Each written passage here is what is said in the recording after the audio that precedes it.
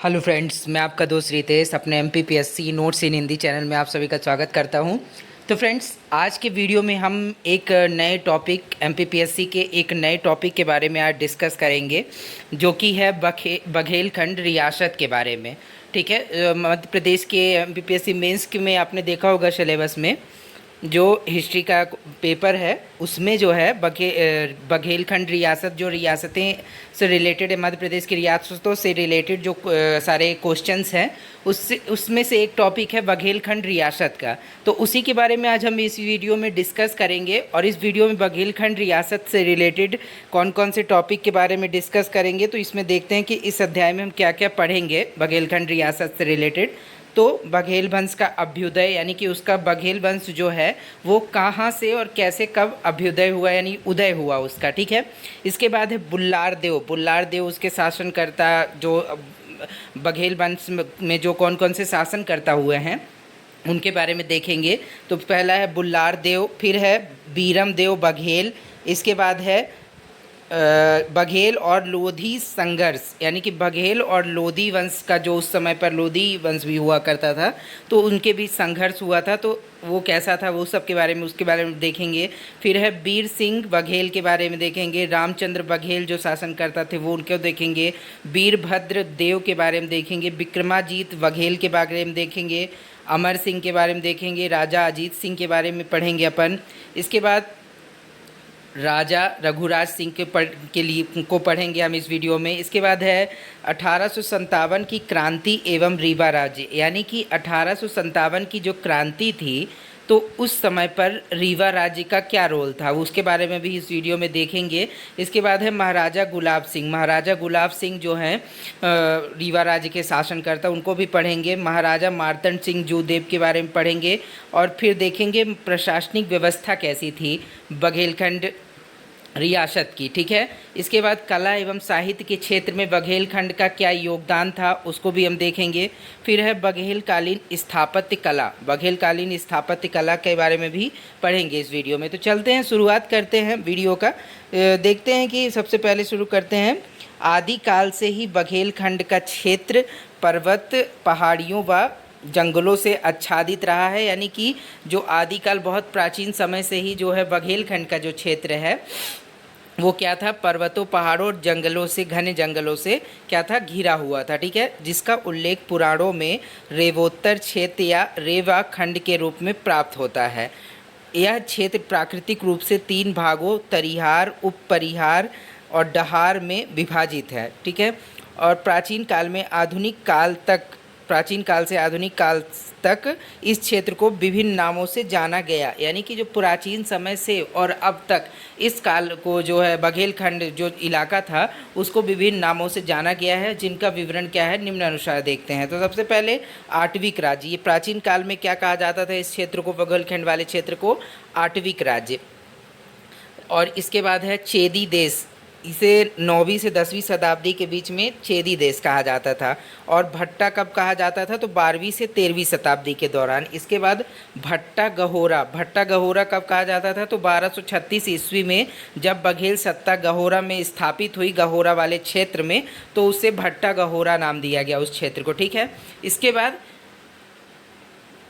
बघेलों द्वारा राजधानी बांधवगढ़ में स्थानांतरित करने के पश्चात इस क्षेत्र को क्या कहा गया, बांधव राज्य। इसके बाद 17वीं शताब्दी में राजधानी रीवा में स्थापित होने के पश्चात रीवा राज्य कहा गया बघेलखंड वाले क्षेत्र को। इसके बाद लास्ट में 18वीं शताब्दी में इसे बघेलखंड क्षेत्र नाम दिया गया। ठीक है, और आज तो आप जानते ही हैं कि वो इलाका, बघेलखंड इलाका ज़्यादातर फेमस कैसा है, रीवा के रूप में ही जाना जाता है। ठीक है, और अब इसके बाद देखते हैं बघेलखंड के पूर्ववर्ती शासन, बघेलखंड के पूर्ववर्ती शासन, यानी कि बघेल वंश से पहले, बघेल वंश जो है उसके आने से पहले वहाँ पर उस क्षेत्र में किसका शासन हुआ करता था। तो 3री शताब्दी ईस्वी पूर्व में यह क्षेत्र मौर्य वंश के अंतर्गत रहा, जिसका प्रमाण सतना जिले में स्थित अशोक निर्मित भरहुत स्तूप से मिलता है। यानी कि क्या है कि जो अशोक के द्वारा निर्मित किया गया भरूत स्तूप है, अशोक द्वारा निर्मित कराया गया था, उसमें सतना जिले में वो है भरूत स्तूप। और उससे यह प्रमाण मिलता है कि तीसरी शताब्दी में जब मौर्य वंश रहा था तो उस समय पर मौर्य वंश इस क्षेत्र में राज्य था उसका, मौर्य वंश का, ठीक है, बघेल वंश वाले इलाके में। इसके बाद मौर्य वंश के पश्चात इस क्षेत्र पर शुंग वंश का शासन हुआ।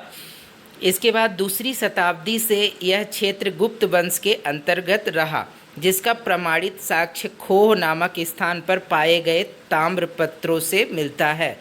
यानी कि ताम्रपत्र जो मिले हैं खोह नामक स्थान पर, उसमें कुछ ऐसी जानकारी होगी जो कि गुप्त वंश से रिलेटेड पता चला होगा, जो गुप्त काल के समय का रहा होगा। तो इससे समय ये जाना गया कि गुप्त वंश का शासन भी इस क्षेत्र में रहा दूसरी शताब्दी के समय। इसके बाद है 7वीं शताब्दी के आसपास इस क्षेत्र पर आठवीं राज्यों के सामंतों का अधिकार रहा। इसके बाद आठवीं राज्यों के पश्चात इस क्षेत्र पर त्रिपुरी के है बंसी कलचुरियों का प्रभुत्व रहा, जिन्होंने कालिंजर को अपनी राजधानी बनाया। इसके बाद 1023 ईस्वी में महमूद गजनवी तथा 1182 ईस्वी में पृथ्वीराज चौहान द्वारा क्रमशः कालिंजर तथा महोबा पर आक्रमण किया गया। और 1202 ईस्वी में कुतुबुद्दीन ऐबक ने परमार्दी देव चंदेल से कालिंजर को जीतकर तुर्क सत्ता स्थापित की। और चंदेल सत्ता के अवसान के फलस्वरूप विभिन्न गोंड भर जैसी छोटी जातियों ने इस क्षेत्र पर शासन किया, ठीक है। इसी दौरान गुजरात के 2 बघेल भाइयों बीसल देव और भीमल देव ने इस क्षेत्र में बघेल सत्ता की स्थापित किया। तो आप ध्यान देंगे कि बघेल भाई थे गुजरात के 2, और बीसल देव और भीमल देव नाम था, उन्होंने ही बघेल सत्ता को स्थापित किया था इस क्षेत्र में, ठीक है। इसके बाद देखते हैं बघेल वंश की उत्पत्ति। बघेल वंश की उत्पत्ति कैसे हुई? तो बघेल मूलतः चालुक्य हैं, जो अन्हिलवाड़ा गुजरात के सोलंकी वंश से संबंधित हैं। और सोलंकी वंश जो है कुमारपाल, जो 1143 से 1173 ईस्वी तक जिसका शासन हुआ करता था, सोलंकी वंश के कुमारपाल का, ने अपनी मौसी के पुत्र अर्णोराज की सेवा से प्रसन्न होकर उसे व्याघ्रपल्ली यानी कि बाघेल बारी की सामंती प्रदान की थी, ठीक है। कुल मिला के इस बघेल वंश का जो बघेलखंड वाला इलाका था, उसी का एक क्षेत्र था व्याघ्रपल्ली, ठीक है, उसकी सामंती प्रदान की थी कुमारपाल ने अपने मौसी के पुत्र अर्णोराज को, ठीक है, उसकी सेवा से प्रसन्न होकर। इसके बाद अर्णोराज जो है व्याघ्रपल्ली का आजीवन सामंत रहा, तथा उसकी मतलब सामंत का क्या मतलब है कि उसके अंडर में ही काम करता था वो, ठीक है। और तथा उसकी मृत्यु के पश्चात उसका पुत्र लवण प्रसाद व्याघ्रपल्ली की गद्दी पर बैठा, ठीक है, अर्णोराज का पुत्र लवण प्रसाद। इसके बाद लवण प्रसाद को गुजरात के लेखों में व्याघ्रपल्ली उल्लिखित किया गया है, जो कालांतर में अपभ्रंश के रूप में बघेल हो गया, ठीक है। और बघेल बारी गांव से संबंधित होने के कारण अर्णोसज के वंशज बघेल कहलाए जाने लगे, ठीक है। बघेल बारी जो गांव से संबंधित होने के कारण क्या हुआ कि इनके जो राज या अर्णोसज जो थे, उनके वंशज क्या कहलाए जाने लगे? तो बघेल कहलाए जाने लगे, ठीक है। इसके बाद बघेल वंश का अभ्युदय कैसे हुआ? तो अब देखते हैं कि जो मेन पॉइंट है वो सब देखते हैं, ठीक है ना। बघेल वंश का अभ्युदय अब 13वीं शताब्दी के पूर्वार्ध में कलचुरियों के पतन के पश्चात इस क्षेत्र में गोंड, शैंसर, भर जातियों का प्रभुत्व स्थापित हुआ। और भर इनमें से सर्वाधिक शक्तिशाली थे तथा इन्होंने कालिंजर पर अधिकार किया। इन्हीं भर राजाओं के यहाँ भीमल देव और विशल देव आए हुए थे, जिन्होंने कालांतर में बघेल सत्ता स्थापित की। यानी कि भर राजा जो थे सर्वशक्तिशाली थे, और इन्हीं के जो इलाके में यानी इन्हीं के क्षेत्र में भीमल देव और विशल देव आए हुए थे, जिन्होंने बाद में क्या किया? बघेल सत्ता की स्थापना की, ठीक है। इन्हीं भर राजाओं में व्याघ्रदेव अर्णोराज की मित्रता थी। भर राजा जो थे उन्हीं की जो है किससे? व्याघ्रदेव यानी कि अर्णोराज जो थे उनसे मित्रता थी भर राजाओं की, ठीक है। और गहोरा के लोधी सामंत एवं भर राजाओं के बीच सीमा विवाद था। सीमा विवाद के निपटान एवं लोधी सामंत को नियंत्रित करने हेतु भर राजाओं ने व्याघ्रदेव से सहायता मांगी, ठीक है। अब देखते जाइएगा कैसे कैसे यहाँ पर के क्षेत्र में बघेल वंश का राज आता है, ठीक है। और भर राजाओं की सहायता हेतु व्याघ्रदेव द्वारा अपने 2 पौत्र विशल देव एवं भीमल देव भेजे गए, ठीक है। और लोधी सामंत से प्रत्यक्ष युद्ध में, मतलब सीधे युद्ध में समर्थ न होने के कारण विशल देव एवं भीमल देव ने षड्यंत्र के तहत सामंत के दीवान तिवारी को अपने साथ सम्मिलित कर लोधी सामंत की हत्या कर दी, ठीक है। इसके बाद लोधी के मारे जाने के पश्चात दोनों बघेल भाइयों से भर राजा अति प्रसन्न हुआ और इन्हें ठाकुर का खिताब देकर गहोरा की सामंती प्रदान कर दी। और 1236 ईस्वी में भीमल देव द्वारा गहोरा में बघेल सत्ता की स्थापना की गई। अब यहाँ पे ये मेन पॉइंट जो है देखिएगा, 1236 ईस्वी में बघेल सत्ता की स्थापना की गई, किसके द्वारा? भीमल देव के द्वारा। तो ये एक तो ऑब्जेक्टिव में भी आपसे पूछा जा सकता है और हो सकता है कि 3 नंबर के क्वेश्चन में भी पूछा जा सकता है, ठीक है। तो अब चलते हैं नेक्स्ट, देखते हैं आगे बघेल वंश। बघेल वंश जो है, अब इसमें कौन कौन शासन करता हुए शुरुआत से लेके अंत तक, तो वो देखते हैं एक एक करके। 1236 ईस्वी में भीमल देव द्वारा गहोरा चित्रकूट में बघेल वंश की स्थापना की गई, ठीक है। और भीमल देव नीतिवान, विद्वान और पराक्रमी व्यक्ति था, ठीक है। इसके बाद कौन आया? अनिक देव। अनिक देव जो है भीमल देव का पुत्र था। अनिक देव भीमल देव के पश्चात गद्दी पर बैठा। उसने राजधानी गहोरा को भवनों से सुसज्जित किया और गहोरा जागीर का विस्तार करके उसे एक छोटे राज्य का रूप प्रदान किया। यानी कि उसने क्या किया, अनिक देव ने थोड़ा विस्तार करने का प्रयास किया और कई भवन बनवाए इस क्षेत्र में, ठीक है। और अपनी जो जागीर का विस्तार किया और छोटे राज्य का रूप प्रदान किया, ठीक है इसे। और वीर भानुदय काव्यम में रानिंग देव को गहोरा का प्रथम शासक बताया गया है। रानिंग देव कौन? अनिक देव को ही रानिंग देव भी कहा जाता था और इसे ही गहोरा का प्रथम शासक बताया गया है। कौन से ग्रंथ में या लेख उसमें? तो वीर भानुदय जो एक काव्य है उसमें जो लिखा है, उसमें रानिंग देव को गहोरा का प्रथम शासक बताया गया है, ठीक है। इसके बाद बालन देव। बालन देव जो है अनिक देव का उत्तराधिकारी बालन देव बना और बालन देव ने दीर्घकाल तक गहोरा पर राज किया। यानी कि लंबे समय तक जो अनिक देव का पुत्र बालन देव था, उसने एक लंबे समय तक गहोरा क्षेत्र पर राज्य किया, ठीक है। और इसके शासनकाल में भर राजाओं ने बघेल सत्ता को स्वीकार किया और बालन देव से पूर्व सभी शासक भर राजाओं के सामंत के रूप में कार्य कर रहे थे। यानी कि भर राजा जो थे उनके सामंत के रूप में या उन्हीं के अंडर में कार्य कर रहे थे। कौन? बाकी जो बालन देव से पहले के शासक, ठीक है। जैसे अनिक देव हो गया, भीमल देव, लेकिन बालन देव ही जो शासक था जिसकी सत्ता को, एक्चुअल सत्ता जो है, किसने स्वीकार? बघेल सत्ता को स्वीकार कर लिया बालन देव के नेतृत्व में। किसने? भर राजाओं ने, ठीक है। यानी कि स्वतंत्र रूप से राज्य चलाने लगा, ठीक है, बालन देव। अब फिर है बुल्लार देव। बुल्लार देव जो कि 1353 से 1389 तक रहा। बालन देव का पुत्र बुल्लार देव गहोरा का अगला शासक बना और यह एक पराक्रमी और महत्वाकांक्षी शासक था। यानी कि ये एक बहुत पराक्रम पूर्ण शासक था और महत्वाकांक्षी, यानी कि ये चाहता था कि काफ़ी दूर तक इसका राज्य फैले, ठीक है, अपना राज्य को ये विस्तार करना चाहता था, ठीक है। इसके बाद आफीक की तारीख़ फिरोज शाही में बुल्लार देव को फिरोज शाह तुगलक के दरबार में इटावा के राय सुमेर चौहान जैसे प्रभावशाली राजाओं की पंक्ति में बैठा हुआ बतलाया गया है। यानी कि काफ़ी जो प्रभावशाली राजा थे फिरोज शाह तुगलक के दरबार में बैठते थे, तो वहाँ पर भी इसको बुल्लार देव को बैठा बतलाया गया है। यानी कि मतलब इसकी पहुँच काफ़ी दूर तक थी, ठीक है ना। फिरोज शाह तुगलक के दरबार तक में इसकी काफ़ी पहुँच थी, ठीक है, अन्य राजाओं की तरह जो प्रभावशाली राजा उस समय के थे, जो उसकी प्रतिष्ठा का घोतक है। यानी कि काफ़ी ये पराक्रमी उस समय पर रहा होगा, इसलिए तो क्योंकि फिरोज शाह तुगलक दिल्ली दरबार में रहते थे तो वहाँ पर बैठना एक बड़ी बात होती थी, ठीक है। इसके बाद बुल्लार देव ने भी दिल्ली सल्तनत की नाजुक स्थिति का लाभ उठाकर एक स्वतंत्र राजा के रूप में महाराजा धीराज की पदवी धारण कर ली। यानी कि दिल्ली सल्तनत की स्थिति उस समय पर नाजुक थी, ठीक है, तो क्या किया इसने? महाराजा धीराज की पदवी धारण कर ली। किसने? बुल्लार देव ने, ठीक है।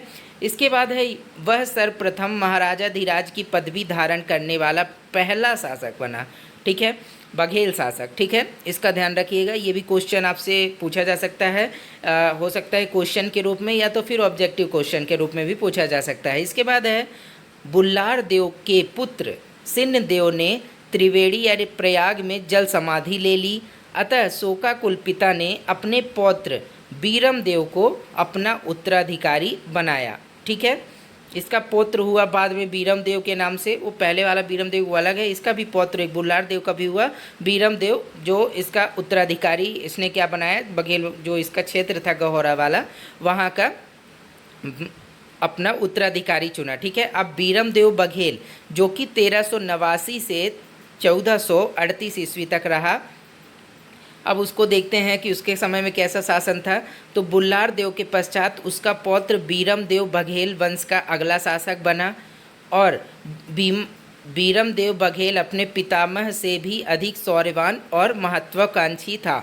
उसने अपने पितामह के पद चिन्हों पर चलकर राज्य विस्तार की दिशा में कदम बढ़ाए और उसने कैमूर पर्वत के दक्षिण में बांधवगढ़ सहित अमरकंटक तक बघेल राज्य की सीमाओं का विस्तार किया। अब देखिए क्या हो रहा है कि बीरम देव जो बघेल है ये क्या कर रहा है, ये अपने समय में और अपनी जो क्षेत्र की सीमाएं थी गहोरा राज्य की या बघेल क्षेत्र की जहाँ पर ये लोग राज्य करते थे उसकी सीमा को ये काफ़ी बढ़ा रहा है। जैसे दक्षिण पर्वत कैमूर पर्वत के दक्षिण में बांधवगढ़ सहित अमरकंटक के बघेल राज्य तक जो है अमरकंटक तक सोचिए इसने अपनी सीमाओं का विस्तार किया। ठीक है, बीरम देव बघेल, यानी कि इससे इसकी महत्वाकांक्षा का पता चलता है। और सर्वप्रथम बांधवगढ़ के किले का अधिग्रहण जो है बीरम देव द्वारा ही किया गया था।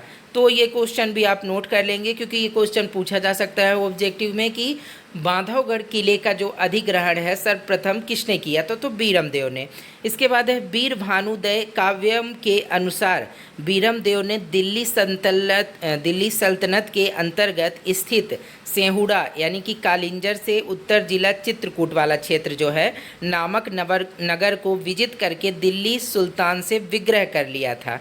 ठीक है, यानी कि दिल्ली सल्तनत में के कब्जे में था उस समय पर ये वाला क्षेत्र सेहुड़ा वाला, उससे जीत करके दिल्ली सल्तनत से इसको अलग कर लिया। ठीक है, और अपने में मिला लिया। और बीरम देव के शौर्य और पराक्रम से प्रभावित होकर तारीख ए मुहम्मदी में उसे युग का नीरम यानी ईरानी पहलवान कहा गया है। तो क्वेश्चन ये भी बन सकता है कि मध्य प्रदेश के क्षेत्र में कि युग का नीरम किसे कहा गया है या फिर ईरानी पहलवान किसे कहा गया है बघेलखंड रियासत में, तो बीरम देव को कहा गया है। ठीक है, इसके बाद है बीरम देव के शासनकाल में 1393 ईस्वी में मालिक जादा नसीरुद्दीन महमूद शाह ने अपने राज्य विस्तार की महत्वाकांक्षा से प्रेरित होकर पूर्व की ओर अभियान किया, जहां महोबा के निकट उसका बीरम देव से युद्ध हुआ। और वर्ष 1394 ईस्वी में बीरम देव ने भी अपने अधीनस्थ सेहुड़ा के शासक भीमल को साथ लेकर महोबा किले के आसपास क्षेत्रों में लूटपाट की। इस लूटपाट की सूचना पहुंचते ही मालिक जादा महमूद महोबा पहुंचा और बीरम देव और भीमल देव को जब मालिक जादा महमूद के आने का समाचार प्राप्त हुआ तो वे सेहुड़ा वापस आ गए और किंतु महमूद सेहुड़ा की ओर बढ़ता चला गया और दोनों सेनाओं के बीच युद्ध हुआ। इस युद्ध में मालिक जादा महमूद को सफलता मिल गई, यानी कि बीरम देव जो है हार गए थे या उन्हें विफलता मिली युद्ध में। ठीक है, और सेहुड़ा के शासक भीमल देव ने महमूद की अधीनता स्वीकार कर ली और बीरम देव वापस गहोरा आ गया। ठीक है, और सरकी राज्य के सुल्तान इब्राहिम सरकी से बघेल वंश ने मैत्री संबंध स्थापित किए। सरकी राज्य था उस समय पर, जो जहाँ के सुल्तान कौन थे, इब्राहिम सरकी, उससे बीरम देव बघेल ने क्या किया, मैत्रीपूर्ण संबंध स्थापित किए। अब देखते हैं नरहरि देव जो कि 1438 से 1470 ईस्वी तक जिनका शासन रहा। तो बीरम देव के पश्चात उसका पुत्र नरहरि देव गद्दी पर बैठा और नरहरि देव ने भी अपने पिता के समय स्थापित सरकी राज्य से मित्रवत संबंधों का अनुपालन किया और 1470 ईस्वी में नरहरि देव की मृत्यु हो गई। और अब क्या देखेंगे, जब इनकी नरहरि देव की मृत्यु हो गई तो इसमें फिर देखते हैं कि जो नरहरि देव का शासन जब चल रहा था तो मालवा के खिलजी सुल्तान से संबंध, यानी कि जब नरहरि देव थे बघेलखंड रियासत में राजा, तो उस समय पर देश में जो है खिलजी सुल्तान का शासन चल रहा था, यानी कि जो दिल्ली में खिलजी जो वंश है वहाँ पर खिलजी वंश का शासन चल रहा था दिल्ली में। ठीक है, तो मालवा के खिलजी सुल्तान से संबंध कैसे थे, तो हुसैन शाह सरकी तथा तत्कालीन मालवा सुल्तान महमूद खिलजी के मध्यकाल्पी को लेकर प्रतिद्वंदिता थी। बघेल शासक नरहरि देव जौनपुर राज्य के सरकियों के मित्र थे, अतः उन्होंने हुसैन शाह का समर्थन किया, यानी कि समर्थन किया। इसके बाद जो है तत्कालीन बघेलखंड राज्य में बघेलखंड राज्य में बांधवगढ़ में हाथियों की सबसे बड़ी मंडी थी, अतः महमूद शाह खिलजी हाथियों के क्रय हेतु बांधवगढ़ आया। इसमें क्या है कि मालवा से खिलजी सुल्तान से संबंध के बारे में क्या है, तो क्या हुआ कि उस समय पर जब बघेलखंड में कौन आया, नरहरि देव का जब शासन चल रहा था, तो महमूद शाह खिलजी, जो दिल्ली में जिसका शासन चल रहा था, खिलजी वंश के महमूद शाह खिलजी, तो उसने क्या किया, हाथियों को क्रय करने हेतु वो बांधवगढ़ आया नरहरि देव के समय पर, ठीक है, क्योंकि यहाँ पर हाथियों की सबसे बड़ी मंडी हुआ करती थी। इसके बाद मूल भाव के दौरान सुल्तान और नरहरि देव के बीच विवाद हुआ, ठीक है।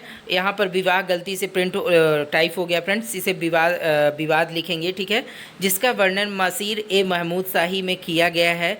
और तत्पश्चात महमूद शाह चुपचाप सरगुजा की ओर प्रस्थान कर गया, जहाँ से उसने हाथियों का क्रय किया, जहाँ उस समय हाथियों की ब्रीडिंग की जाती थी, ठीक है। और जब विवाद हो गया तो महमूद शाह ने क्या किया, जो चुपचाप सरगुजा की ओर प्रस्थान कर गया और वहाँ से जो है हाथियों का क्रय किया, और वहाँ पे, ठीक है, वहाँ से हाथियों की मतलब इसने विवाद में पड़ने की, मतलब विवाद तो हो ही गया था, लेकिन इसने युद्ध करने के बजाय सीधे वो वहाँ से चुपचाप कहाँ चला गया था, हाथियों को क्रय करने के लिए सरगुजा चला गया था, ठीक है, जो आजकल छत्तीसगढ़ के इलाके में स्थित है, ठीक है, सरगुजा। इसके बाद यह बघेल मालवा शत्रुता लंबे समय से चलती रही, ठीक है। अब उस समय से जो विवाद हुआ ये लंबे समय तक चलती रही, ठीक है। इसके बाद भैद चंद्र, जो कि 1470 से 1495 ईस्वी तक जो है शासन किया जिसने, तो ये नरहरि देव के पश्चात उसका पुत्र भैद चंद्र बघेल वंश का अगला शासक बना, बघेल वंश का, ठीक है। और भैद चंद्र का अधिकतम कार्यकाल लोधी शासकों के साथ संघर्ष में बीता। यद्यपि भैद चंद्र का लोधी शासकों से कोई प्रत्यक्ष वैमनस्य नहीं था, परंतु सरकी शासकों से मित्रता के कारण यह संघर्ष अवश्यंभावी बना।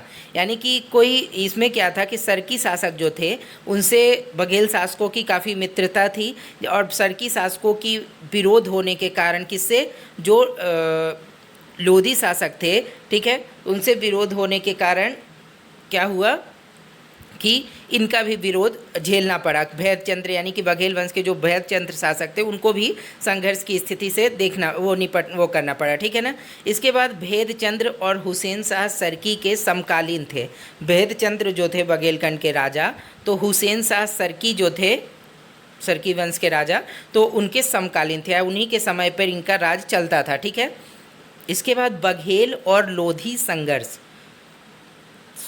बघेल राजाओं की लोधी सुल्तानों से कोई प्रत्यक्ष शत्रुता नहीं थी। इन दोनों के बीच संघर्ष बघेल सरकी मैत्री थी, जिसके कारण ये लोधी सुल्तानों के विरुद्ध अपने सरकी मित्रों की वफादारी के साथ सहायता करते थे। इसी वजह से बघेल राज्य को 3 लोधी आक्रमण का सामना करना पड़ा। तत्कालीन बघेलखंड राज्य में बांधवगढ़ में हाथियों की सबसे बड़ी मंडी थी, अतः महमूद शाह खिलजी, ये चीज़ तो हमने देख लिया है। इसके बाद है सालीवाहन। सालीवाहन जो है भैद चंद्र के मृत्यु के पश्चात इसने ये शासक बना 1438 से 1470 ईस्वी तक। तो पिता भैद चंद्र की मृत्यु के पश्चात सालीवाहन 1495 ईस्वी में शासक बना, और तृतीय बघेल लोधी संघर्ष इसके समय में ही हुआ, और परंतु बांधवगढ़ की रक्षा न कर पाने के कारण वह आत्मकुंठित हो शीघ्र ही मृत्यु को प्राप्त हुआ, ठीक है। और 1500 ईस्वी में इसकी मृत्यु हो गई। फिर है वीर सिंह बघेल, जो कि 1500 से 1535 ईस्वी तक इसका शासन हुआ। तो सालीवाहन की मृत्यु के पश्चात सन 1500 ईस्वी में शासक बना ये वीर सिंह बघेल, और वीर सिंह बघेल एक योग्य उत्तराधिकारी एवं कुशल नेतृत्व करता था, और 1535 ईस्वी में उसकी मृत्यु हो गई, ठीक है। और गोंड राज्य के साथ संबंध, इसके समय में वीर सिंह बघेल जो था उसके समय में गोंड राज्य जो कि जबलपुर वाले क्षेत्र में था, मंडला जबलपुर, तो उससे कैसे संबंध थे बघेल वंश के, उसे देखते हैं। तो गोंड शासक अर्जुन दास वीर सिंह के समकालीन थे और अर्जुन दास के पुत्र संग्राम ने अपने पिता के विरुद्ध विद्रोह किया, परंतु पराजय के पश्चात वह भागकर बघेल राज्य में चला गया। वीर सिंह ने संग्राम शाह के साथ पुत्रवत व्यवहार किया और संग्राम शाह ने भी अपनी निष्ठा और कुशलता से वीर सिंह देव बघेल का विश्वास जीता, जिसका उदाहरण वीर सिंह बघेल द्वारा अपने पुत्र वीर भानु का संरक्षण संग्राम शाह को सौंपे जाने से प्राप्त होता है। यानी कि विश्वास जीत लिया किसने? संग्राम शाह ने वीर सिंह बघेल का, जिससे प्रसन्न होकर के अपने पुत्र वीर भानु का जो संरक्षण का जिम्मेदारी किसको दे दी? वीर सिंह बघेल ने संग्राम शाह को सौंप दिया। ठीक है। और पिता अर्जुन दास द्वारा गोंड राज्य का उत्तराधिकारी जोगीराज को बनाए जाने से कुपित होकर संग्राम शाह द्वारा अपने पिता की हत्या कर दी गई। ठीक है। और पिता की हत्या के बारे में जानकारी प्राप्त होने के पश्चात वीर सिंह बघेल द्वारा बघेल सेना गोंड राज्य में भेजी गई, परंतु संग्राम शाह द्वारा क्षमा याचना के पश्चात गोंड राज्य का उत्तराधिकारी संग्राम शाह को ही बनाया गया। यानी कि क्या हुआ कि जब इसने संग्राम शाह ने अपने पिता अर्जुन दास की हत्या कर दी तो इससे वीर सिंह बघेल जो है काफ़ी नाराज हुए और उन्होंने अपनी सेना गोंड राज्य में भेज दी सत्ता को, वो वहाँ की सत्ता को जो गोंड राज्य की जीतने के लिए। लेकिन जब संग्राम शाह द्वारा क्षमा याचना की गई, माफ़ी मांगी गई, ठीक है, वीर सिंह बघेल से, तो गोंड राज्य का जो उत्तराधिकारी संग्राम शाह को ही वीर सिंह बघेल द्वारा बना दिया गया। ठीक है। इसके बाद है मुगलों से संबंध। मुगलों से कैसे संबंध थे वीर सिंह बघेल के? तो वीर सिंह बघेल का शासनकाल तथा मुगल साम्राज्य की स्थापना एक ही समय में हुई और बाबर ने अपनी आत्मकथा तुजुके बाबरी में भारत के 3 राजाओं का उल्लेख किया है, जिनमें वीर सिंह बघेल को भी एक बड़े राज्य का स्वामी बताया गया है। यानी कि ये काफ़ी महत्वपूर्ण है कि आप जब कभी क्वेश्चन आपसे पूछ सकता है ऑब्जेक्टिव में कि बाबर ने अपनी तुजुके बाबरी में जो है बघेल वंश के किस राजा का जो है क्या किया है? जिक्र किया है एक बड़े स्वामी के रूप में, एक बड़े राज्य के स्वामी के रूप में। तो कौन है वो? वीर सिंह बघेल। ठीक है। अब खानवा के युद्ध में वीर सिंह बघेल ने बाबर के विरुद्ध राणा सांगा को सैन्य सहायता प्रदान की, परंतु राणा सांगा की पराजय पश्चात वीर सिंह बघेल ने बाबर से मित्रता कर अपनी कूटनीतिज्ञता का परिचय दिया। यानी क्या हुआ कि इसने पहले राणा सांगा को सहायता प्रदान की, किसके विरुद्ध? बाबर से युद्ध के विरुद्ध सहायता प्रदान की। लेकिन जब देखा कि राणा सांगा हार गया है बाबर से, तो इसने क्या किया? मित्रता कर ली किससे? जाके बाबर से, और अपनी कूटनीति का परिचय दिया कि मतलब चलो ठीक है, वो हार गया है तो जो जीता है उससे वो मित्र बन जाए उसके, ताकि आगे हम दोनों के बीच में युद्ध ना हो। ठीक है। और बाबर के साथ बघेल राज्य की प्रगाढ़ मित्रता का वर्णन जो है बाबरनामा में किया गया है। ठीक है। और चौसा के युद्ध में मुगल बघेल मित्रता परिफलित हुई और वीर सिंह के पुत्र वीर भानु ने मुगल बादशाह हुमायूं की सहायता की और इस मित्रता के कारण ही संपूर्ण मुगल काल में बघेल राज्य जो है संरक्षित एवं सुरक्षित रहा। यानी कि मित्रता इतनी अच्छी थी बघेल और जो है मुगलों की कि ये संपूर्ण मुगल काल में बघेल राज्य उनके जो है मुगल के समय में संरक्षित रहा। ठीक है। और सुरक्षित रहा, किसी ने यहाँ पर आक्रमण नहीं किया। और मुगल बघेल मित्रता की पुष्टि जो है वीर भानुदयम काव्यम से भी होती है, जो बघेल राज्य के बारे में महत्वपूर्ण जानकारी प्रदान करता है। इसके बाद है वीर भानु बघेल। वीर भानु बघेल जो है,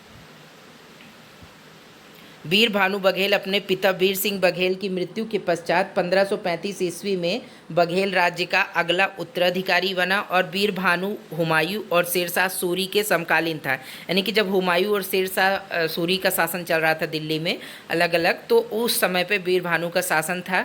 ठीक है। इसके बाद 1555 ईस्वी में कालिंजर के निकट वीर भानु बघेल की मृत्यु हो गई। अब मुगलों के साथ इसके संबंध कैसे थे? तो वीर भानु ने मुगल बघेल मित्रता को आगे बढ़ाते हुए चौसा के युद्ध में हुमायूं को सहायता प्रदान की और वीर भानु ने हुमायूं का पीछा कर शेरशाह सूरी के सेनापति बरमजीद गौर के साथ युद्ध कर उसे मार दिया। यानी कि शेरशाह सूरी के सेनापति को परमजीत गौर को किसने मार दिया? तो वीरभानु ने। ठीक है। हुमायूं को सैन्य सहायता उपलब्ध कराने के साथ साथ गंगा को पार करने हेतु नावों का प्रबंध किया इसने। ठीक है। और मई 1540 ईस्वी में हुए कन्नौज के युद्ध में भी वीरभानु द्वारा हुमायूं को सैन्य सहायता एवं बांधवगढ़ दुर्ग में विश्राम की पेशकश की गई, परंतु हुमायूं द्वारा इस पेशकश को स्वीकार नहीं किया गया। ठीक है। इसके बाद है रामचंद्र बघेल। रामचंद्र बघेल जो है वीरभानु द्वारा छोड़े गए शेष बचे राज्य का अगला उत्तराधिकारी रामचंद्र बघेल हुआ, जो कि 1555 से 1592 ईस्वी तक रहा और प्रसिद्ध संगीत सम्राट तानसेन इसके दरबार में दरबारी कवि थे। ठीक है। और ये अकबर के समकालीन था, यानी कि जब अकबर का शासन था मुगलों में तब ये रामचंद्र बघेल हुआ करता था बघेलखंड राज में। ठीक है।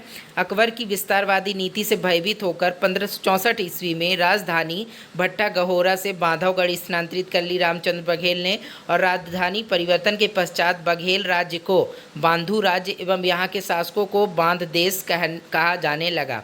और शेरशाह के उत्तराधिकारियों के पतन काल में रामचंद्र देव ने कालिंजर का दुर्ग बिजली खां से खरीदा और 1592 ईस्वी में रीवा में इसकी मृत्यु हो गई। ठीक है। इसके बाद रामचंद्र बघेल के बाद कौन बना उत्तराधिकारी का यहाँ का बघेल रियासत का? तो भद्र देव। 1592 ईस्वी में रामचंद्र देव की मृत्यु के पश्चात अकबर ने वीरभद्र देव को राजा की पदवी देकर बांधव राज्य का शासक नियुक्त किया, और इन्होंने संस्कृत में 2 ग्रंथ कंदर्प चूड़ामणि तथा 10 कुमार पूर्वक कथा सार लिखे हुए हैं, और दरबारी कवि पद्मनाथ मिश्र द्वारा वीरभद्र देव चंपू लिखा गया। और 1593 ईस्वी में वीरभद्र ने मुगल दरबार से बांधव राज्य की ओर प्रस्थान किया, किंतु बड़ौदा या शहडोल वाले में क्षेत्र में जो वर्तमान में है तो दुर्घटनावश इनकी मृत्यु हो गई, जहां उसकी छतरी आज भी विद्यमान है। जहां इसकी मृत्यु कहां पर हो गई थी? बड़ौदा स्थान पर जो शहडोल में है, वहां पर दुर्घटनावश इसकी मृत्यु हो गई थी। ठीक है। इसके बाद जो है कौन शासक बना? तो विक्रमादित्य बघेल, जो कि 1593 से 1624 ईस्वी तक रहा। वीरभद्र देव की मृत्यु के पश्चात दरबार के स्वार्थी लोगों ने उसके नाबालिग पुत्र विक्रमादित्य को बांधव राज्य की गद्दी पर बिठा दिया, और अकबर की अधीनता अस्वीकार करने के फलस्वरूप 1594 ईस्वी में अकबर ने राय त्रिपुरदास खत्री के नेतृत्व में एक विशाल सेना विक्रमादित्य के विरुद्ध बांधवगढ़ भेजी, और कई दिनों के घेरे के पश्चात राजा विक्रमादित्य और मुगल सेना के मध्य समझौता हुआ, जिसके तहत राजा विक्रमादित्य को मुगल दरबार में उपस्थित होना था। और 1596 ईस्वी में इस्माइल कुली खां को विक्रमादित्य को मुगल दरबार में लाने हेतु बांधवगढ़ भेजा गया। यानी कि इस्माइल कुली खान जो थे उनको भेजा गया कहाँ? बांधवगढ़। किस लिए? विक्रमादित्य को दरबार में पेश होने के लिए, बुलाने के लिए कहा गया कि मुगल दरबार में विक्रमादित्य को पेश करने के लिए किसको भेजा गया? इस्माइल कुली खां को बांधवगढ़। ठीक है। और 8 जुलाई 1597 ईस्वी को त्रिपुरदास खत्री के साथ संधि की गई, जिसके फलस्वरूप बघेल शासक को बांधवगढ़ दुर्ग मुगल सेना को सौंपना पड़ा, और अकबर ने त्रिपुरदास को बांधवगढ़ का सूबेदार बनाया तथा 1602 ईस्वी में तक वह बांधवगढ़ का शासक रहा। कौन? त्रिपुरदास। नोट प्रमुख रूप से क्या है यहाँ पे? 1602 ईस्वी में अकबर ने वीरभद्र के दासी पुत्र जिरजोधन को भारती चंद्र के संरक्षण में शासक बनाया, जो 1605 ईस्वी तक शासक रहा। ठीक है। और 1605 ईस्वी में जहांगीर के शासक बनते ही विक्रमादित्य पुनः शासक बना, और जहांगीर ने अपने साढ़ू पुत्र विक्रमादित्य को अपने बांधव राज्य के 18 परगनों की सत्ता सौंपी, और विक्रमादित्य ने अपनी राजधानी रीवा को बनाया, क्योंकि इन 18 परगनों में बांधवगढ़ शामिल नहीं था। और राजधानी रीवा बनने के पश्चात बघेल राज्य अब रीवा राज्य के नाम से जाना जाने लगा था। ठीक है। देखिए अब कैसे नाम यहाँ पर परिवर्तन हुआ, किसके समय में? जो है विक्रमाजीत सिंह के बघेल के समय पे राज्य का नाम परिवर्तन हुआ, रीवा हो गया। ठीक है।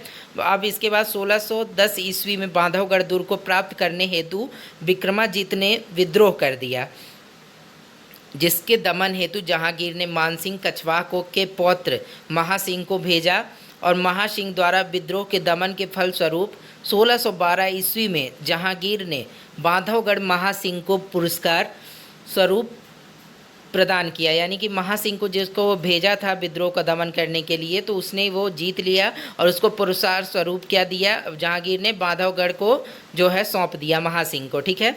और 1616 ईस्वी में खुर्रम की सिफारिश पर जहांगीर ने विक्रमाजीत को माफ़ कर दिया तथा 1602 ईस्वी में विक्रमाजीत को बांधवगढ़ और कुछ परगने प्रदान किए गए और विक्रमाजीत द्वारा रीवा को यथास्थिति राजधानी रखते हुए बांधवगढ़ को सैन्य मुख्यालय बनाया गया और 1624 ईस्वी में विक्रमाजीत की मृत्यु हो गई। इसके बाद शासनकर्ता कौन हुए, तो अमर सिंह। राजा विक्रमादित्य की मृत्यु के पश्चात अमर सिंह 1624 ईस्वी में शासक बना और 1626 ईस्वी में अमर सिंह द्वारा स्वेच्छा से मुगल अधीनता स्वीकार कर ली गई तथा प्रत्यक्ष रूप से मुगल दरबार में सेवा हेतु उपस्थित हुए और अमर सिंह की मृत्यु रीवा के निकट 1640 ईस्वी में हो गई थी। इसके बाद है कौन, अनूप सिंह। अनूप सिंह जो है 1640 से जो 1675 ईस्वी तक शासन हुआ था जिनका, 1640 से ईस्वी में जब अमर सिंह की मृत्यु के पश्चात अनूप सिंह बघेल राज्य के शासक बने और 1651 ईस्वी में शाहजहां ने पहाड़ सिंह बुंदेला को चौरागढ़ की जमींदारी सौंपी और तत्कालीन समय में चौरागढ़ गोंडोद के अधीन था, ठीक है। और चौरागढ़ के गोंड सामंत हृदय राम ने भागकर रीवा के शासक अनूप सिंह के यहाँ शरण ली, अतः रीवा राज्य को पहाड़ सिंह बुंदेला के आक्रमण का सामना करना पड़ा और राजा अनूप सिंह भागकर परिवार सहित त्योंथर के जंगलों में चले गए। 1656 ईस्वी में इलाहाबाद के मुगल सूबेदार खां सैयद सलावत खां सैयद के सहयोग से शाहजहां से इनकी भेंट हुई अनूप सिंह की और शाहजहां ने अनूप सिंह के सम्मान कर 3000 जात व 2000 का मनसब प्रदान कर रीवा राज्य को मान्यता दी और 1672 ईस्वी में बुंदेला शासक छत्रसाल ने रीवा राज्य के मैहर क्षेत्र पर आक्रमण कर वहां के शासक समर सिंह को सेनापति माधव सिंह गुर्जर सहित बंदी बना लिया, अतः यह क्षेत्र बुंदेला शासकों के अधीनस्थ हो गया। यानी कि मैहर वाला जो क्षेत्र था रीवा राज्य का वो किसके अधीन हो गया, तो बुंदेला शासकों के अधीन हो गया था, ठीक है। इसके बाद जो है माधव सिंह की मुक्ति के हेतु बघेले द्वारा माधव सिंह की मुक्ति हेतु बघेलों द्वारा विवश होकर बुंदेलों को 3000 रुपये वार्षिक कर देने का वचन दिया गया। इस घटना का उल्लेख कवि भूषण ने अपने ग्रंथों शिवराज भूषण और शिवा बाबनी में किया है। इसके अतिरिक्त लाल कवि के ग्रंथ छत्र प्रकाश से भी इस घटना की पुष्टि होती है। लगभग 1675 ईस्वी में इनकी मृत्यु हुई और इनके पश्चात भाव सिंह जो कि 1675 से 1692 ईस्वी तक थे, अनिरुद्ध सिंह जो कि 1600 जब मतलब कि अनूप सिंह की मृत्यु हो गई तो उसके पश्चात कौन कौन राजा हुए, भाव सिंह हुए, फिर अनिरुद्ध सिंह हुए 1692 से 1700 ईस्वी तक तथा राजा अवधूत सिंह 1755 ईस्वी तक क्रमशः उत्तराधिकारी हुए। इनका शासन बहुत जो है ज़्यादा वो नहीं था, ठीक है, इनके शासन में। तो इनके शासन जो है आप हम डिटेल में बात नहीं करेंगे, अब डिटेल में जिसको देखेंगे राजा अजीत सिंह को। राजा अजीत सिंह जो है 1755 से 1809 ईस्वी तक जो है इनका शासन रहा। तो राजा अवधूत सिंह के पश्चात राजा अजीत सिंह ने 1755 ईस्वी में रीवा राज्य के अगले शासक बने और इनके समय की महत्वपूर्ण घटना बांदा नवाब अली बहादुर का रीवा राज्य पर आक्रमण था।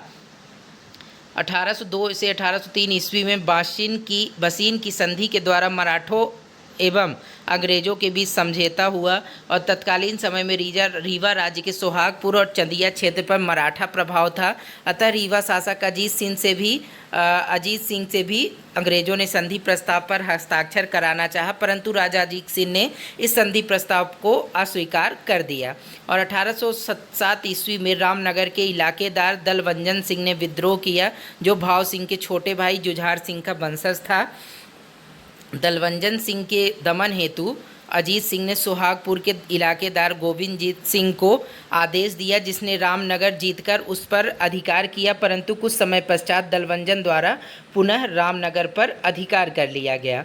अजीत सिंह ने दोबारा गोविंदजीत सिंह को रामनगर पर आक्रमण हेतु आदेश दिया, परंतु गोविंदजीत सिंह द्वारा इंकार करने के फलस्वरूप अजीत सिंह ने गोविंद सिंह के विरुद्ध नागपुर के भोंसले राजा के समक्ष शीतकंठ दीक्षित को भेज कई गुप्त संधि का प्रस्ताव भिजवाया और इस प्रस्ताव के फलस्वरूप सोहागपुर मराठों को प्रदान किया गया तथा मराठों द्वारा जबलपुर रीवा राज्य के अधीन स्वीकार किया गया। 8 ईस्वी में सोहागपुर के साथ साथ मराठों ने चदिया को भी अपने आधिपत्य में ले लिया था और 1809 ईस्वी में अजीत सिंह की मृत्यु हो गई। अब अजीत सिंह के पश्चात कौन बना जो है रीवा राज्य का जो है अगला शासक, तो जय सिंह, जो कि 1809 से 1833 ईस्वी तक शासक रहे। और राजा अजीत सिंह की मृत्यु के पश्चात उनके ज्येष्ठ पुत्र यानी कि बड़े पुत्र जय सिंह जो हैं 1809 ईस्वी में गद्दी पर बैठते हैं और इनके शासनकाल में 1812 ईस्वी में करीम खान के नेतृत्व में पिंडारियों द्वारा रीवा राज्य पर आक्रमण किया गया। तत्कालीन समय में पिंडारी देसी शासकों एवं अंग्रेजों दोनों के लिए पीड़ादायक सिद्ध हो रहे थे। अतः अंग्रेजों और रीवा राज्य के मध्य संधि को इस स्थिति में अवश्य संभावी बना दिया गया। ठीक है। और राजा जय सिंह के तीन पुत्र विश्वनाथ सिंह, लक्ष्मण सिंह और बलभद्र सिंह थे, जिनमें ज्येष्ठ पुत्र विश्वनाथ सिंह अगले उत्तराधिकारी बने जय सिंह के बाद। 1833 ईस्वी में राजा जय सिंह की मृत्यु हो गई। अंग्रेजों के साथ संधि हुई, जब किसकी जय सिंह की बांदा संधि जिसे नाम से जानते हैं, किसके लिए हुई थी? पिंडारियों के दमन हेतु। तो अंग्रेजों ने रीवा राज्य के साथ पिंडारियों के दमन हेतु लाभ तथा प्रलोभन की नीति का अनुपालन करते हुए 5 अक्टूबर 1812 ईस्वी को संधि की। यह संधि बांदा में संपन्न हुई, जिसमें रीवा दरबार की तरफ से बक्सी भगवान दत्त वकील तथा ईस्ट इंडिया कंपनी की तरफ से मिस्टर जॉन रिचर्डसन ने हस्ताक्षर किए। इस संधि की शर्तें क्या क्या थी तो देखते हैं। राजा जय सिंह को रीवा राज्य का वैध शासक स्वीकार किया गया और जब तक जय सिंह के वंशज इस संधि का अनुपालन करेंगे तब तक रीवा राज्य पर कोई ब्रिटिश आक्रमण नहीं होगा और न ही कंपनी राज्य के आंतरिक मामलों में दखल देगी और रीवा राज्य को उसके राज्य के विरुद्ध किसी शत्रु के षड्यंत्र या आक्रमण की जानकारी मिलेगी तो वह सर्वप्रथम कंपनी को सूचित करेगी। यदि कभी कंपनी सरकार को रीवा राज्य की सेवा की आवश्यकता होगी तो रीवा राज्य कंपनी को सैन्य सहायता उपलब्ध कराएगा। ये प्रमुख रूप से संधि की शर्तें थी 4 ठो। ठीक है। इसके बाद राजा विश्वनाथ सिंह का जो शासन हुआ रीवा राज्य में 1833 ईस्वी में राजा जय सिंह की मृत्यु के पश्चात उनके ज्येष्ठ पुत्र राजा विश्वनाथ सिंह रीवा राज्य के अगले उत्तराधिकारी बने और इनके शासनकाल में वास्तविक सत्ता जो है ब्रिटिश ईस्ट इंडिया कंपनी के हाथों में रही और 1854 ईस्वी में इनकी भी मृत्यु हो गई। फिर इसके बाद कौन शासक बनते हैं तो रघुराज सिंह। 1854 ईस्वी में राजा विश्वनाथ सिंह की मृत्यु के पश्चात उनके एकमात्र पुत्र रघुराज सिंह गद्दी पर बैठे और इनके समय की सबसे प्रमुख घटना क्या थी? 1857 का महान विप्लव था, यानी कि 1857 की क्रांति जो हुई थी इन्हीं के शासन के समय पर हुई थी। ठीक है। बघेलखंड में जब इनका शासन हुआ करता था तो 1857 की क्रांति में राजा रघुराज सिंह द्वारा अंग्रेजों को संपूर्ण सहयोग दिया गया और रघुराज सिंह ने ग्वालियर के दीवान सर दिनकर राव को आर्थिक मामलों में सहायता हेतु रीवा राज्य में आमंत्रित किया। 1860 ईस्वी में उन्हें अंग्रेजों द्वारा GCSI की उपाधि प्रदान की गई और 1870 ईस्वी में आगरा दरबार में विशिष्ट अतिथि के रूप में ये सम्मिलित हुए रघुराज सिंह। ठीक है। कहाँ पर? जब वो कंपनी अंग्रेजों की जो दरबार था वहाँ पर विशिष्ट अतिथि के रूप में सम्मिलित हुए 1870 में आगरा में। ठीक है। क्योंकि इन्होंने सहयोग किया था 1857 की क्रांति में अंग्रेजों का। ठीक है। और 1875 ईस्वी में उन्होंने अपना शासन भारत सरकार की जिम्मेदारी पर छोड़ दिया और 1880 में इनकी मृत्यु हो गई। 1897 की क्रांति और रीवा राज्य को देखते हैं कि यहाँ पर क्या क्या हुआ, कैसे मदद की थी रीवा राज्य ने अंग्रेजों की। तो 1857 की क्रांति का प्रभाव रीवा राज्य पर भी पड़ा और रघुराज सिंह ने अंग्रेजों की सहायतार्थ यानी सहायता करने हेतु 2000 सैनिक उपलब्ध कराए और 1857 की क्रांति में सर्वप्रथम कुंवर सिंह द्वारा रीवा राज्य में प्रवेश का प्रयास किया गया, परंतु कमांड कर्नल हाइड तथा पॉलिटिकल एजेंट लेफ्टिनेंट ऑसबर्न द्वारा उन्हें रीवा में प्रवेश करने से रोका गया। अंग्रेजों ने रीवा राज्य पर नज़र रखने के लिए प्रशासनिक समन्वय के प्रयोजन से सेंट्रल इंडिया एजेंसी की स्थापना रीवा में की। सर्वप्रथम सोहागपुर में विद्रोहियों ने अपना डेरा जमाया, जिसकी वजह जमींदार सोना खान की गिरफ्तारी थी। उसे मुक्त कराने हेतु विद्रोहियों ने रायपुर बंदी गृह का आक्रमण किया। इस आक्रमण से सोना खान तो स्वतंत्र हो गया, परंतु क्रांतिकारी नारायण सिंह को पकड़कर फांसी पर चढ़ा दिया गया था। और 16 सितंबर 1857 ईस्वी को गवर्नर जनरल के एजेंट सर जॉन हैमिल्टन के आदेश पर कर्नल डूरंड ने रीवा राज्य में विद्रोह का दमन किया। यानी कि किसने विद्रोह का दमन किया 16 सितंबर 1857 ईस्वी को? गवर्नर जनरल एजेंट के सर जॉन हैमिल्टन के आदेश पर कर्नल डूरंड ने। ठीक है, तो ये क्वेश्चन भी पूछ सकता है ऑब्जेक्टिव में कि रीवा राज्य में जो है विद्रोह का दमन किसने किया था? तो कर्नल डूरंड ने। ठीक है, और सोहागपुर में ठाकुर दुनियापति सिंह ने क्रांति का नेतृत्व किया। तो क्वेश्चन बनेगा कि सोहागपुर में जो है किसने क्रांति का नेतृत्व किया 1857 के समय पे? तो ठाकुर दुनियापति सिंह ने।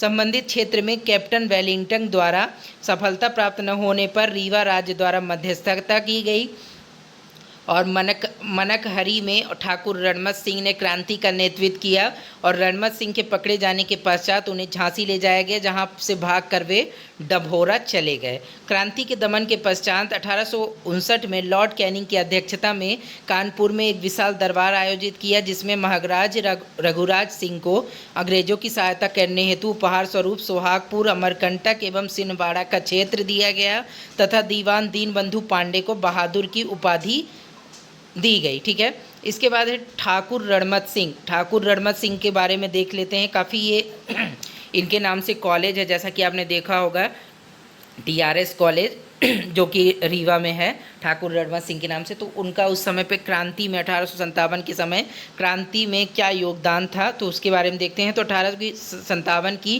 क्रांति में रीवा राज्य में क्रांति का संचालन जो है ठाकुर रणमत सिंह द्वारा किया गया। इनकी जागीरें रीवा व पन्ना राज्य में आती थी।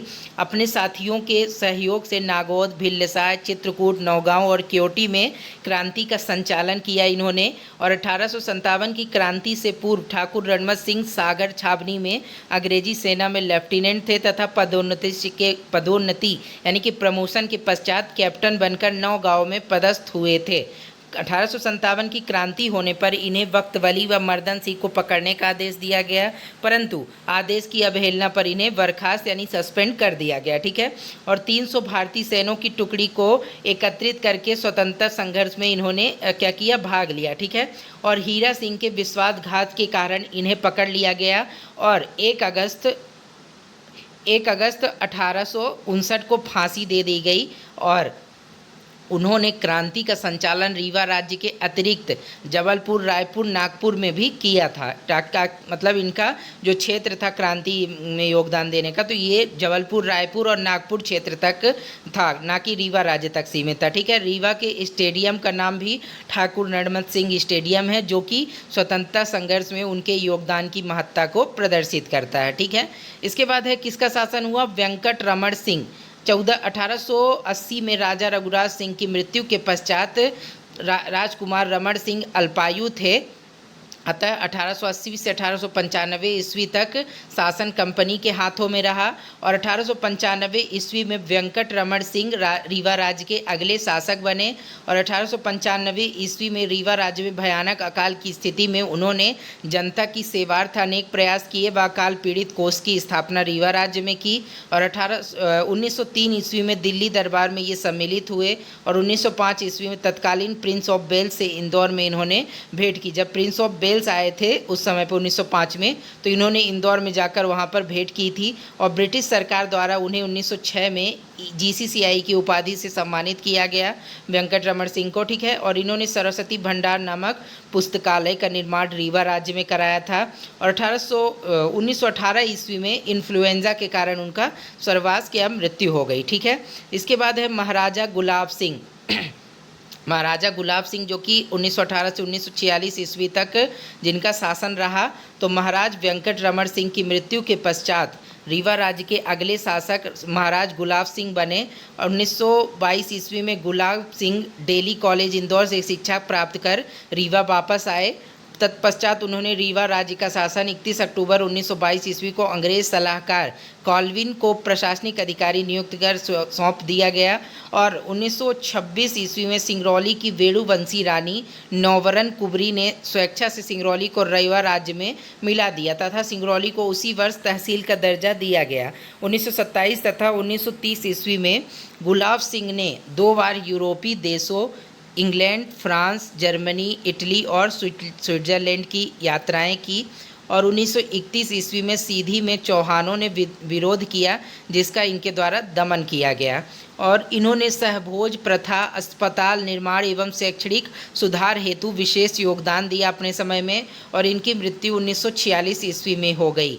और ये क्वेश्चन एक बहुत महत्वपूर्ण जो है, पवई रूल्स, इनके समय पे जो लागू किया गया था पवई रूल्स, तो इसको देख लेते हैं, क्योंकि ये क्वेश्चन आपको 5 नंबर के में क्वेश्चन में पूछा जा सकता है। ठीक है, तो पवई रूल्स देखते हैं कि क्या है। तो रीवा राज्य की 40% भूमि कोठार कहलाती थी। इस जमीन पर खेती करने वाले किसान रीवा दरबार से संबंध रखते थे, जबकि 60% जमीन इलाकेदारों और पवईदारों के अधिकार में थी। ये लोग अपने अधीन किसानों से मनमानी लगान वसूल करते थे और उनके साथ अन्याय एवं ज्यादती भी करते थे, जिससे किसानों की हालत दयनीय थी। इसलिए गुलाब सिंह ने इलाकेदारों और पवईदारों के अधिकारों को सीमित करने के लिए 13 मार्च 1934 ईस्वी को राज्य में पवई रूल्स को लागू किया, जो कि निम्नलिखित है। तो क्वेश्चन ये भी बन सकता है कि पवई रूल्स को किस बघेलखंड के शासक ने लागू किया था, तो महाराजा गुलाब सिंह है। ठीक है। वनोपज पर रीवा राज्य का अधिकार होगा। पवईदार या इलाकेदार वनोपज पर निर्धारित कर का चौथाई भाग भुगतान करने के बाद ही उसका उपयोग कर सकेंगे। इलाकेदारों और पवईदारों को पुरानी परंपरा के अनुसार ही रीवा दरबार में उपस्थित होना पड़ेगा, अन्यथा उनके विरुद्ध कठोर कार्यवाही की जाएगी। अगला पॉइंट है 1923 ईस्वी में सर्वे सेटलमेंट के दौरान जो जमीन लगान से वंचित थी उसे जब्त कर लिया गया। ऐसी जमीन का उपभोग अभी तक इलाकेदार और पवईदार करते थे। लगान 4 से 5 गुना तक बढ़ा दी गई। ठीक है, तो इस प्रकार से पवई रूल्स के कुछ लागू किए गए नियम, जो कि ये 4 प्रमुख नियम थे।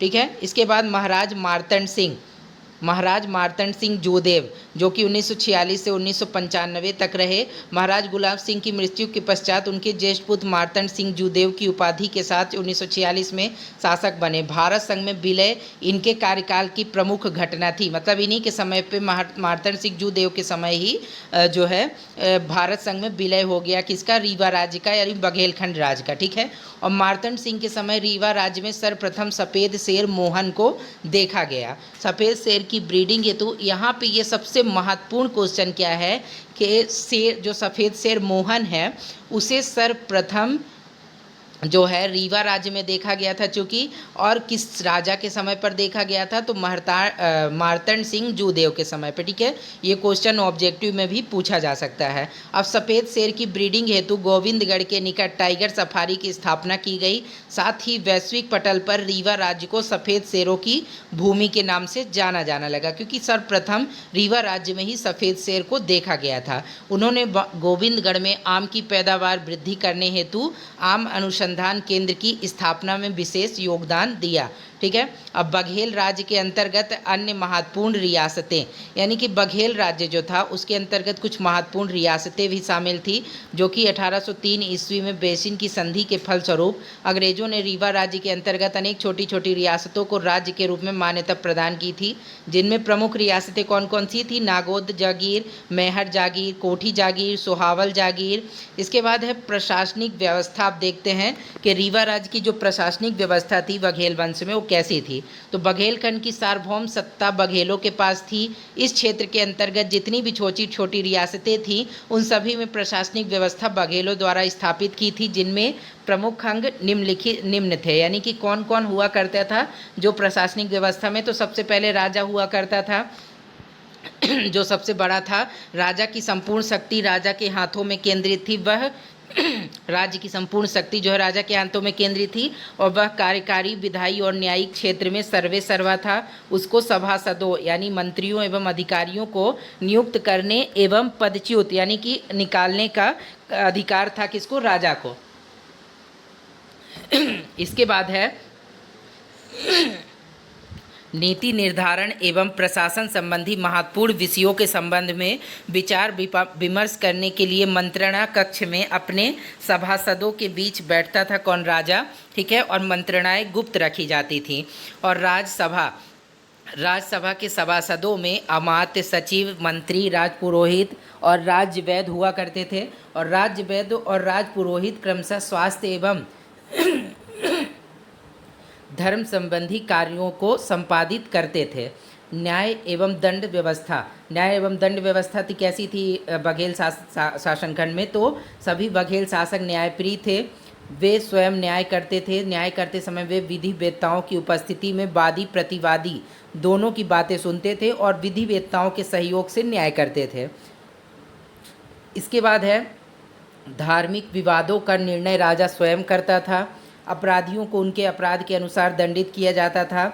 और ग्राम व्यवस्था कैसी थी इस समय पे? तो ग्राम व्यवस्था, प्रत्येक गांव में एक चौकीदार होता था जो बल्लम लेकर रात के समय सीटी बजाते हुए गांव में गश्त लगाता था। और ग्रामीण विवादों का निपटारा स्थानीय स्तर पर गठित पंचायतों द्वारा किया जाता था। कुछ निम्न जातियों में जाति पंचायतें होती थी जिनके द्वारा जाति विवादों का निर्णय किया जाता था। और ग्रामीण स्तर पर दंड व्यवस्था के अंतर्गत सामान्य तौर पर अर्थदंड ही दिया जाता था। अंतिम अपील सीधे राजा के पास की जाती थी। और कृषि संबंधित व्यवस्था। कृषि संबंधित व्यवस्था कैसी थी? तो बघेलखंड में कृषि मुख्य व्यवसाय था। कृषि फसलों का काल निर्धारण सियारी और उन्हारी के आधार पर होता था। और सियारी आषाढ़ में बोई जाती थी तथा कुंवार में काटी जाती थी हिंदी कैलेंडर के अनुसार। और उन्हारी जो है कार्तिक में बोई जाती थी और चैत में काटी जाती थी। कृषि संबंधी कुछ महत्वपूर्ण मापक थे जो संपूर्ण बुंदेलखंड में प्रचलित थे। ये इस मापक निम्नलिखित से पहला 2 चहुरी बराबर 3 अद्धी आधा सेर जो होता था। और 2 अद्धी बराबर होता था 1 कुरुआ, 4 कुरुआ बराबर 1 पहिला, 4 पहिला बराबर 1 कुरई, 20 कुरई बराबर 1 खाड़ी। ठीक है जो कि अभी भी सामान्यतः बघेलखंड वाले जो क्षेत्र हैं वहाँ पर आज भी गांवों में देखने को मिलता है। ये चीज़ें नाम में सुनने को आपको मिल जाएगी गांवों में। ठीक है। अब स्थापत्य कला में योगदान। स्थापत्य कला में योगदान कैसा था बघेलखंड का? तो बघेलकालीन स्थापत्य के अंतर्गत मुख्य रूप से बलुआ पत्थर का प्रयोग किया गया है। और बघेलकालीन स्थापत्य कला पर मुगल स्थापत्य कला का प्रभाव स्पष्ट रूप से परिलक्षित होता है। परंतु प्राचीन दुर्ग एवं क्षत्रियों पर राजपूत शैलियों का भी प्रभाव देखने को मिलता है। राजा अजीत सिंह के कार्यकाल के पश्चात रीवा राज्य में हुए निर्माण कार्यों पर पाश्चात्य निर्माण शैली का भी प्रभाव देखने को मिलता है। जल स्रोतों एवं बागों के निर्माण हेतु बघेल शासकों ने विशेष ख्याति अर्जित की है। बघेलकालीन स्थापत्य कला के अंतर्गत मुख्य रूप से भवन, मंदिर, छतरियाँ, दुर्ग एवं गढ़ियाँ सम्मिलित हैं जिनका निर्माण समय समय पर विभिन्न शासकों द्वारा कराया गया। भवन, मंदिर और छतरियाँ। सर्वप्रथम बुल्लार देव द्वारा गहोरा में राजभवन की स्थापना एवं बघेल वंश की कुलदेवी शीतला माता का मंदिर निर्मित कराया गया। और महाराजा भाव सिंह ने रीवा किले के प्रांगण में मृत्युंजय नाथ मंदिर का निर्माण कराया तथा जगन्नाथपुरी से मूर्तियां लाकर मुकुंदपुर और कोटर में स्थापित कराईं। भाव सिंह की राणोवत रानी ने रीवा में एक तालाब का निर्माण किया जिसे रानी तालाब के नाम से जाना जाता है। और ठाकुर रणमा सिंह के वंशजों की छतरियां घोगर मोहल्ले में स्थापित की गई हैं। इसके बाद केवटी दुर्ग। महाना नदी के तट पर स्थित इस दुर्ग का निर्माण चंदेल शासक हमीर देव ने कराया। और शालीवाहन के पुत्र नागमल देव ने इसमें जलकुंडों का निर्माण कराया। इसकी प्राचीन में कुल 10 बुर्ज हैं जिनकी ऊंचाई जो है 8 फीट है। अब मैहर दुर्ग। इस दुर्ग की बुनियाद बघेल राजा भैदचंद्र ने रखी थी। कालांतर में पुत्र रुद्र प्रताप द्वारा राज को विस्तारित किया गया, दुर्ग को विस्तारित किया गया। और इस किले का जीर्णोद्धार बुंदेलों द्वारा कराया गया। इस कारण इस किले में बुंदेला स्थापत्य शैली की झलक भी देखने को मिल जाती है। इसकी प्राचीर में कुल 29 बुर्ज एवं चारों दिशाएं में 4 द्वार हैं। फिर इसके बाद है बांधवगढ़ दुर्ग। इस दुर्ग का विस्तार लगभग 8 वर्ग किलोमीटर में है। इसमें कर्ण द्वार एकमात्र प्रवेश द्वार है। बघेल नरेशों द्वारा इस किले में मोती महल, कोषालय, छावनी, कबीर चौराहा, शिव मंदिर का निर्माण कराया गया। दुर्ग के अंतर जो है 12 तालाब निर्मित किए गए थे जिनकी जलापूर्ति गंगा नदी द्वारा की जाती थी। अब फिर है रीवा दुर्ग। बिछिया और बीहड़ नदियों के संगम पर स्थित इस किले का निर्माण शेरशाह सूरी के पुत्र जलान खां द्वारा करवाया गया था। बघेल शासक विक्रमादित्य द्वारा इस किले को विस्तृत रूप दिया गया। और किले के उत्तर में कृष्ण सागर का निर्माण विक्रमादित्य द्वारा कराया गया था। किले में स्थित मोती महल और लंबा घर कला एवं स्थापत्य की दृष्टि से महत्वपूर्ण है। मृत्युंजय नाथ मंदिर का निर्माण भाव सिंह द्वारा कराया गया, जो कि गुंबदाकार एवं मुगल स्थापत्य कला से प्रभावित है। अब देखते हैं कला एवं साहित्य के क्षेत्र में बघेल वंश का क्या है योगदान। तो मध्यकाल में बघेल खंड में संगीत के क्षेत्र में क्रमोत्तर विकास हुआ। बघेल शासक कला एवं साहित्य के पोषक थे। राजा रामचंद्र देव के दरबार में दरबारी गायक तानसेन द्वारा ध्रुपद की खोज की गई और वीर भानुदय काव्य में तानसेन की प्रशंसा में लिखा गया है, उसके जैसा निर्दोष कला मर्व्यज्ञ न कभी हुआ है और न ही उस समय कोई था। ठीक है, इस प्रकार से तानसेन की प्रशंसा की गई है वीर भानुदय काव्य में। ठीक है, इसके बाद बघेल खंड की साहित्यिक परंपरा राजा वीर सिंह देव के कार्यकाल में प्रारंभ हुई, जिनके दरबारी कवि रामचंद्र भट्ट ने संस्कृत भाषा में राधा चरित्र नामक काव्य लिखा है। इसके बाद राजा अजीत सिंह की कार्यकाल के पश्चात रीवा राज्य में हुए निर्माण कार्यों पर पाश्चात्य निर्माण शैली का भी प्रभाव देखने को मिलता है।